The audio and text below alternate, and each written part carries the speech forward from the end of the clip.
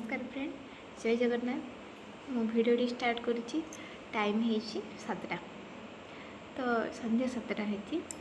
तो मो मन गोटे कथा आसला से मो भिडियोटा माने स्टार्ट करने बाध्य हेली। तो यहाँ मोर ओपिनियन, आपण मानू केमी कौन लगे से समस्त थाए ना कौन कहार केमी चिंताधारा। तो मो चिंताधारा अनुजाई तो थंबनेल पढ़ी जानीपे मो कौ टॉपिक कथा चाहूँगी। तो पिला गोटे झील जो मैरेज करके आसे शाशुघर को किसी दिन गलापर माने कौन तार पिला जन्म हुए।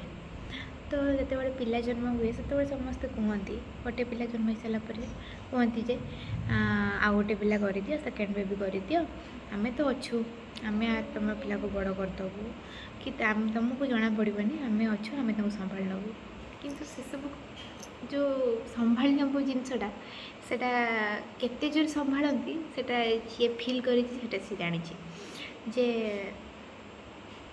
छुआ खाइब ता माँ कर छुआ ये झाड़ करदेला, अरे ता माँ को डाक, ता माँ को आड़े गला आसिकी तार सी क्लीन कर छुआ शोब, छुआ टाइम हो गलानी शोयापाई ता माँ को डाक।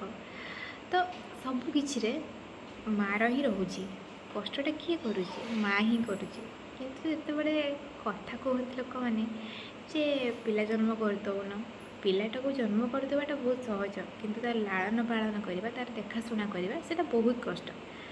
तो आम जी आम पारिबा, आम जी पारिबा, आम जी आमर सक्षम अनुसार आम गोटे पिला लालन पालन करवा कि मनीष करवा से आम करवा, नुहे जे आम कहारी कथार पड़ी पिला को जन्म करदेवा कि तार लालन पालन करें, ताकू ठीक से शिक्षा दे पारानी, तार हेफाजत आम करें, ताहले तार भविष्य नष्ट हो ना।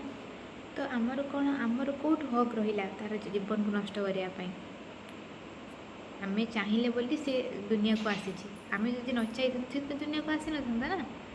तो ट्राए करेंगे सब बेले जीक पारे जीक आप सक्षम सेतिक माने संतुष्ट होगापाई। 2 ରୁ 3 ରୁ 4 5 6 छुआ जन्म करदे, पाठ पढ़े पारे, मनीष करें, तापर भविष्य नष्ट हो। तो दायी से किए दायी से छुआ मैंने नुहति, दायी केवल बापा माँ, कारण से मैंने ही पिला दुनिया को आनी ना। तो ट्राए करवा जे जहाँ जिते दूर पारिबा ना आम पिला को समय दबा, ताकू लालन पालन ठीक भाव में करवा। लोक बहुत कहे, रिलेटिव्स बंधु बांधव माने सॉरी साई पड़िशा बहुत किसी कहे जे पिला गोटे पिला माने गाँ गहली कथा अच्छी ना जे गोटे पिला गोटे आखि आखि नुहे, माने गोटे पिला पिला नुहे, 2टा पिला पिला ठीक अच्छी सब तो रोचे। किंतु देखा जे आम आमर सक्षम केते, आम गोटे पिला को जो मनीष करदेवा ना ताहले आम सी 10टार कम कर नुहे जे आम 5-10टा छुआ जन्म करदे कि गोटे को भी मनीष करें, तार किसी भी माने मूल्य नहीं। तो मो मत तो यहीटा, किंतु अन्य मैंने समस्त लोक भिन्न भिन्न भाव में रही माने मतामत रही। तो मुझे जानी के दूर मु ठीक के दूर मु भूल। तो मु माने मो माने ओपिनियन कहूँ कि मो जाना विषय मुझे पारि जी करी से ही मुझे नुहे मु अधिका किसी कहीकि माने मो पाखे नथिबो किंतु मु अधिका देखे से सब तो मो द्वारा हेनी। तो सेटा करवा भी ठीक नुह। तो गोटे छुआ को भल शिक्षा दवा, भल मनीषटे करवा, तापर ता भाग्य, कारण आम कर्म करवा, आम बापा माँ हिसाब से आम कर्म कर चलवा, आम भाग्य तो लिखिदेने ना, आम आम कर्म करवा। आम जो ठीक कर्म करवा तो आम कर्म फल कुआड़े जीवनी। तो चेष्टा करवा जे आम पिला को ठीक बाट को केमी से ठीक बाटर चलो, भल मनीषटे हम से चेष्टा करने ठीक अच्छे ना।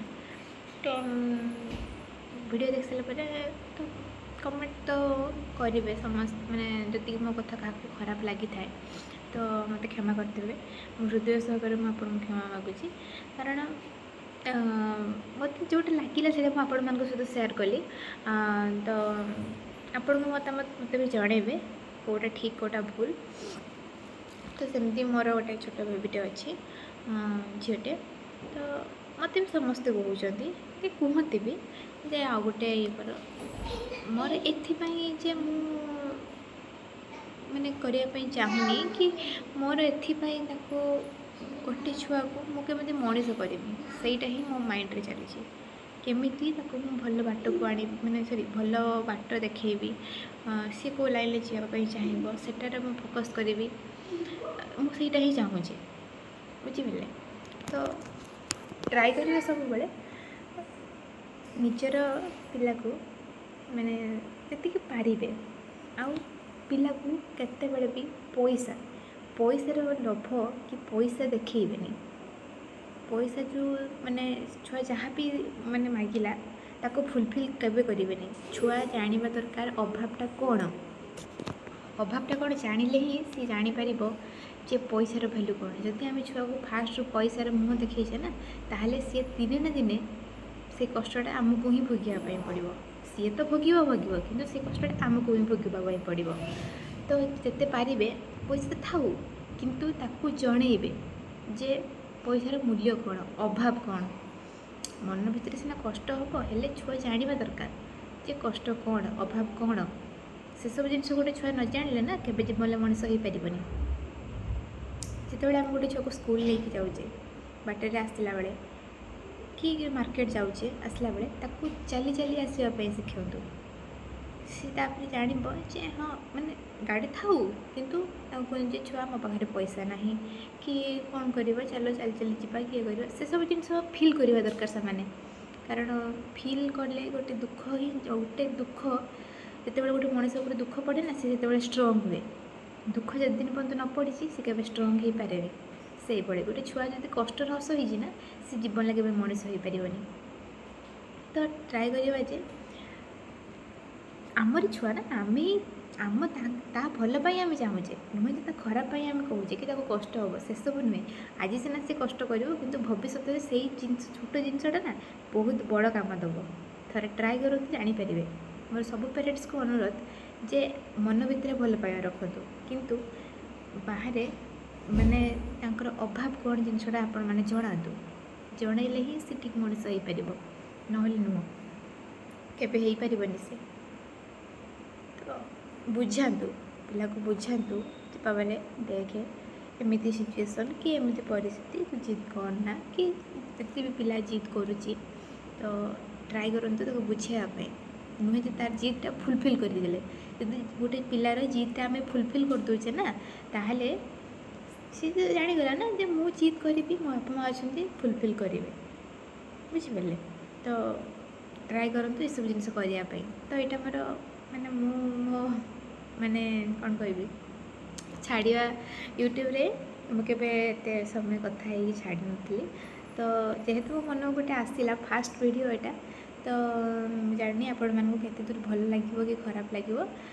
ତ ଟ୍ରାଏ କରିଛି ମୁଁ ମୋ ବେଷ୍ଟ ଦେବା ପାଇଁ। ମୋର ଯାହା ଓପିନିଅନ୍ ସେଟାକୁ ଜଣାଇବା ପାଇଁ ଆପଣମାନଙ୍କୁ ଚେଷ୍ଟା କରିଛି।